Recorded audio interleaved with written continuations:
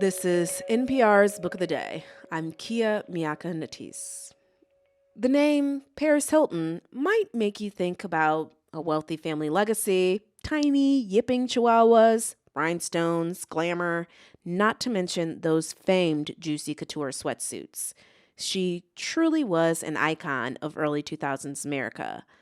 But the glamorous exterior was actually armor, a persona Hilton created to distract herself from the trauma she experienced in her youth. Hilton's new book, Paris, the Memoir, offers an intimate reveal into what life was really like for this pop princess. She chats here with NPR's Juana Summers.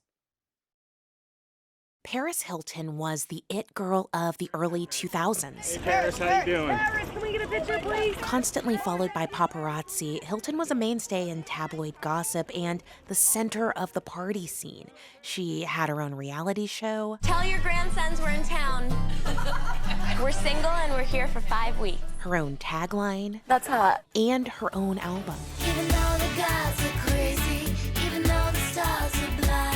But some of that life in the spotlight was masking a dark and painful secret. You're sitting on a chair, staring at a wall all day long, getting yelled at or hit. That's from the 2020 documentary, This is Paris, which marked the first time that Hilton detailed the abuse she says she suffered at the Provo Canyon School in Utah and other facilities for troubled youth. Provo Canyon was sold by its previous owners more than 20 years ago. The current owners told NPR that while it can't comment on operations prior to that time, it does not condone or promote any form of abuse.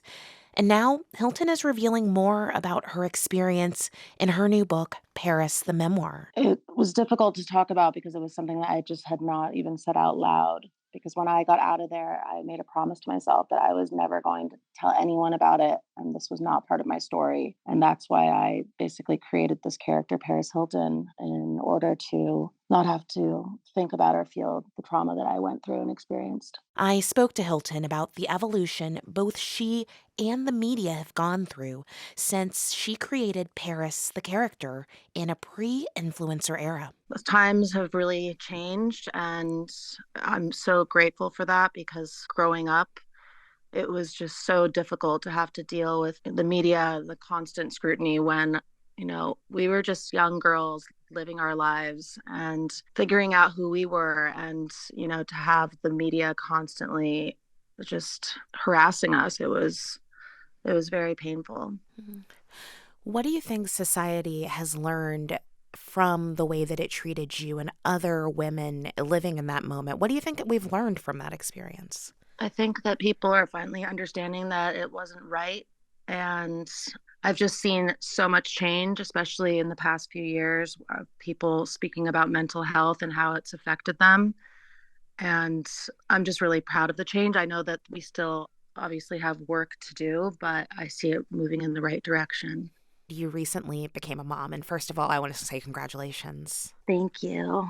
And I know in the book you talk a lot about this creator-influencer world that we live in now and the realities of social media. I mean, social media offers this incredible connection, but there's also this lack of privacy. There's the personal branding of it all.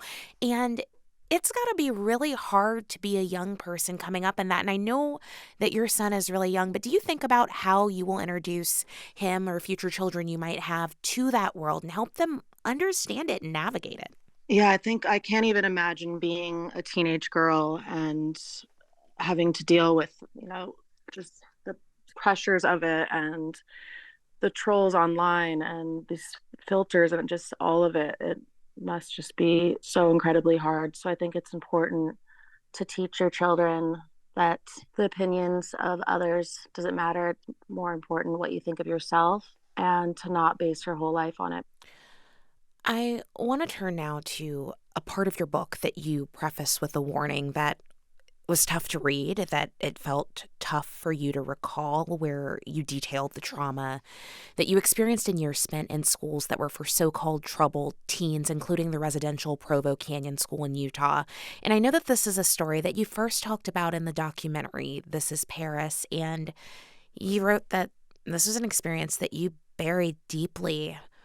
What made you start to break down those walls, to want to open up about what you personally experienced? It was incredibly difficult. This was something that I kept in for so long, and it was so traumatic that I didn't even want to think about it. So I tried just to bury it. And then during my documentary, This is Paris, that was the first time that I opened up about it. And then when the director showed me all this research that it was still happening today, and it had now expanded into this multi-billion-dollar industry with thousands of schools. And I knew that I just couldn't keep that in anymore, and I needed to tell my story. And it's just been the most empowering time of my life to finally tell my story and just to see the impact it's made and the difference in all the laws that I've changed so far and just everything I've done. It will make it worth everything I went through if I could stop it from happening to other children. Do you remember what it was like the first time you decided to open up about this? Nobody knew about what was happening until now, until my book. Even in the documentary, I speak about things, but that was just the beginning of it. It doesn't really scratch the surface, but this book really does. And it's been such a cathartic and healing experience. And I'm just really just proud of my story. Yeah. The experiences, the things that you talk about that happened at these schools are not the only really tough experience that you talk about between things that happened when you were a child in terms of sexual assault, a predatory teacher. And I'm just curious, after all these years, what has it felt like to open up, to speak openly for really the first time in some cases about these things, to kind of pull back some of your own walls? It's been definitely very scary and really hard, but also such a weight off my shoulders.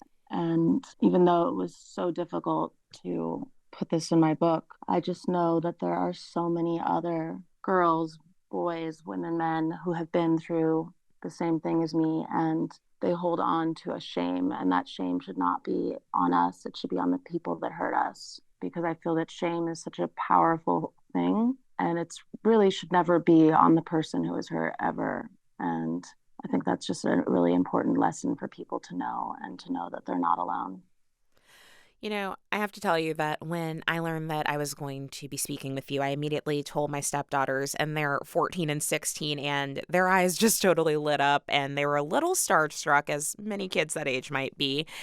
And it just made me wonder, what is your message for young women and girls like them who are in that kind of really awesome, but also really scary and really impressionable, but empowering ages, who are intently watching a person like you looking for a roadmap as they kind of are just trying to figure it all out? Well, tell the girls I say hello. So sweet.